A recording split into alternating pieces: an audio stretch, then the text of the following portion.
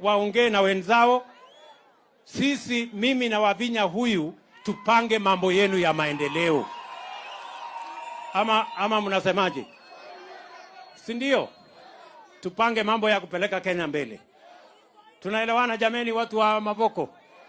So mimi nataka mjue hivyo, na mimi nawauliza viongozi wote wenzangu kwa heshima kubwa, tulikubaliana hii maneno yote ambayo tunasumbua wananchi. Hakuna haja ya kuharibu mali ya mwananchi. Hakuna haja ya kulete fujo. Hakuna haja ya kutupa mawe. Hakuna haja ya kuweka sufuria kwa kichwa. Sisi twende tuongee, tutatue ile maneno iko. Mimi nimetoa wabunge waende bunge. Upande ule mwingine wametoa wabunge wao waende bunge. Si wataenda kuzungumuza? Na ile watakubaliana, si ndio tutaenda mbele? Iko haja ya kuja kusumbua mwananchi?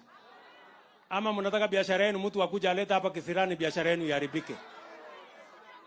Si mnataka tupange mambo ya ajira hawa vijana, na tupunguze gharama ya maisha, na tujenge barabara, na tuwaletee kama maji kama hii? Ama nyinyi watu wa Mavoko mnatakaje? Si mnataka tupange mambo ya maendeleo?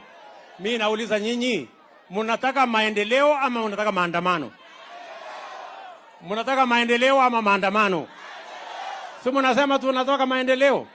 Wale wanasema tunataka maendeleo nione kwa mkono. Si ndio? Ama ni aje jameni? Si maneno ya viongozi tulimaliza? Si tulipiga kura tukamaliza mambo ya viongozi? Maneno ya saa hii ni maneno ya wananchi. Si ndio? Tupange mambo ya unga tuteremushe chini, tupange mambo yenu tuwajengee barabara, tupange hawa vijana wapate ajira, tupange dunia hii songe mbele. Hiyo ndio kazi iko. Ama namna gani? Tuko pamoja? Tuko pamoja?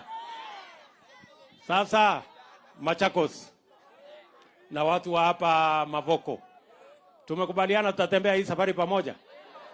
Si ile uchaguzi mwingine ni 2027? Ama mmesikia kuna uchaguzi mwingine hapa katikati? Si ni ile? Sasa hawa marafiki yangu nimeshawaambia, na niliwaambia hata mbeleni, nyinyi jipange. Bure mtazama.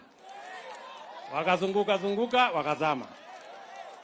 Sasa saa hizi wasipojipanga, si ndio?